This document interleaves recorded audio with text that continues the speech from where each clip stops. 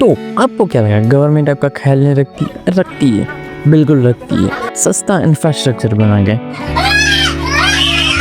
जैसे 6 अगस्त के दिन मुंबई के थाने में दोपहर के 2 बजे के आसपास एक अंडर कंस्ट्रक्शन मेट्रो ब्रिज से एक 20 mm की मेटल की रोड नीचे गिरती है और रिक्शा में बैठे 20 साल के सोनू शेख के सिर में घुस जाती है। लेकिन लकीली वो बच जाते हैं। वो उनके ऑटो रिक्शा वाले और उनके साथ जो थे उन्हें पास के नोबेल हॉस्पिटल में ले गए। लेकिन यही मेट्रो लाइन पे मुंबई पुलिस को पहले भी केस आए थे। कार की एक रूप से ड्राइवर के पास वाली सीट में एक मेटल रोड आके गिरती है, जहाँ उस केस में पुलिस की FIR में लिखा हुआ था कि कॉन्ट्रैक्टर ने सेफ्टी फॉलो नहीं की। और इन सब पर केस भी रजिस्टर होता है, जैसे जो वर्कर मेटल रोड हैंडल कर रहा था, ऑफ कोर्स यार, and supervisor Hira Kumar, site engineer Janardhan Rao and other person. बाकी क्या 1-1 लाख रुपये दो और छूट जाओ। चलो कोई नहीं, हम सेफ नहीं है, हमारे बच्चे तो सेफ होंगे ना। लेकिन नहीं,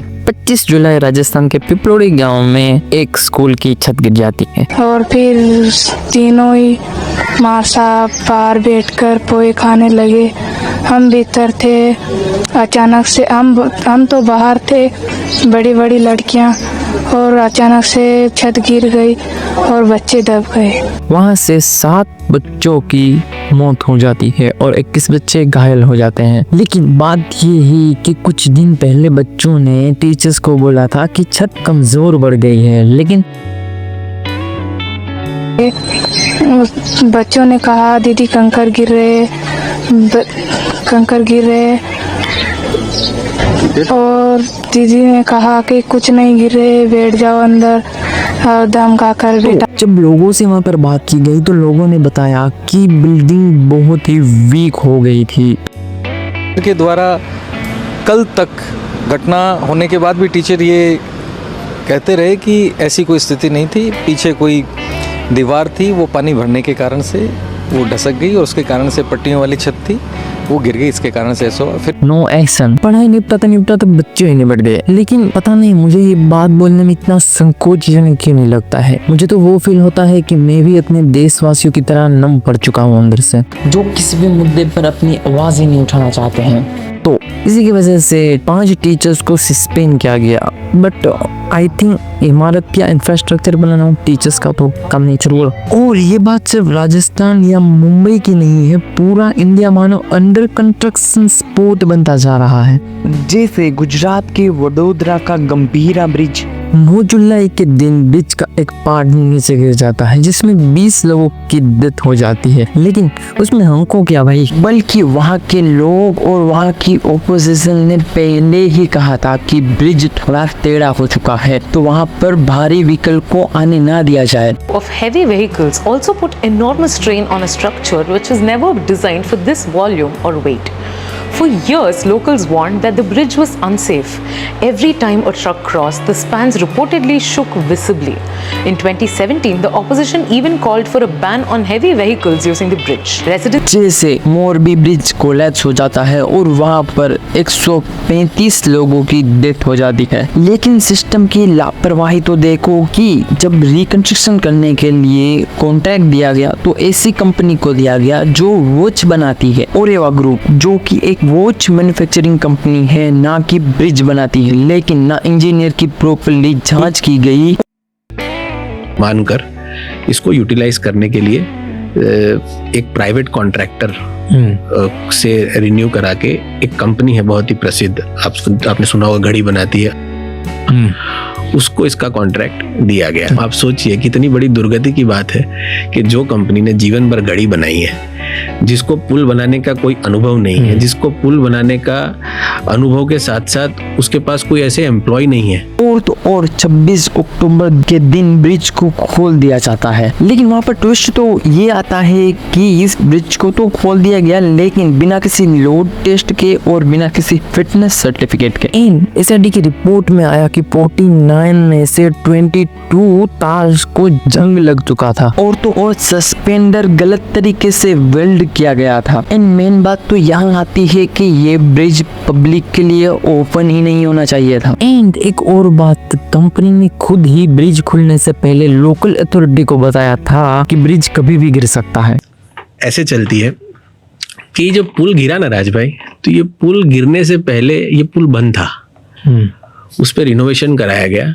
अब हम इसको थोड़ा टेक्निकली समझते हैं कि किसी भी पुल को चालू करने के लिए सबसे पहले आपको चाहिए एक ब्रिज फिटनेस सर्टिफिकेट, जो आपको आपके लोकल कस्बे के जो अधिकारी हैं वो आपको एक सर्वेलेंस करते हैं कि भाई पुल बराबर है, इस पे आदमी चढ़ सकते हैं।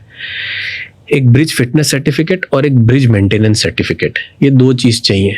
आप मान के चलिए ये दोनों सर्टिफिकेट लिए बिना एक आदमी ऐसे बैठता है, 15 से 20 माइक उसके सामने लगते हैं, वो प्रेस कॉन्फ्रेंस करता है और बोलता है कि आज से पुल खुला। ये है 80 करोड़ की लागत से बना हुआ अमृतसर जामनगर हाईवे। बारिश आते ही रोड का कुछ ये हाल हो जाता है। मंदिर में તમે માળા કરી કરીને થાકી ગયા છો ને તો સ્વર્ગ નહીં મળે, પણ આવો મારા ભારતમાલા ઉપર, આ ભારતમાલા ઉપર માળા કરો, આ ખાડામાંથી તમને સ્વર્ગ મળી જાય, સીધા ભગવાન લઈ જાય છે સ્વર્ગમાં।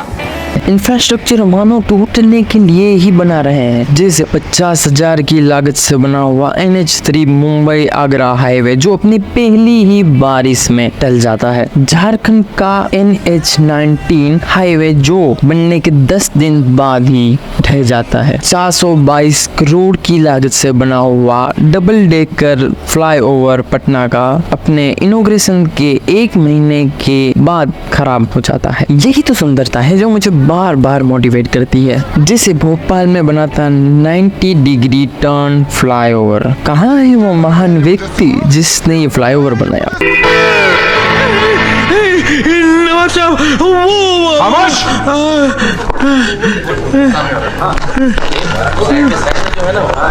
माशाअल्लाह, सुभान अल्लाह, क्या कारीगरी है। इस फनकार ने तो खुदा की कुदरत को ही बदल कर रख दिया। इस कारीगर को हम 5 लाख नहीं 50 लाख देंगे। 50 लाख? हाँ। किसने बनाया ये मुजस्सिमा? किसने बनाया ये मुजस्सिमा? 40 लाख की लागत से बना हुआ बिहार का अविश्वसनीय महान टावर कैसे भूल सकते हैं, जो इंडिया की सुंदरता की एक निशानी बन चुका है। अगर इतना ही टैक्स इकट्ठा हो रहा है तो ये सारा टैक्स किसकी घोंसले में जा रहा है भाई? आई डोंट नो, बट भाई शायद हम एक ऐसे देश में जी रहे हैं जहाँ इमारत हर दिन बनती है पर ब्रिज और रोड थोड़े थोड़े दिन में गिरते जा रहे हैं। सवाल सिर्फ रोड और ब्रिज का नहीं है, सवाल ईमानदारी का है। जब तक जिम्मेदार को जिम्मेदारी का एहसास नहीं होगा तब तक अंडर कंस्ट्रक्शन इंडिया एक साइलेंट किलर बनता जाएगा। लेकिन हमारी भारतीय सरकार को इतना भरोसा है कि अपने बजट का 60 से 70% न्यू रोड बनाने में जाने देता है।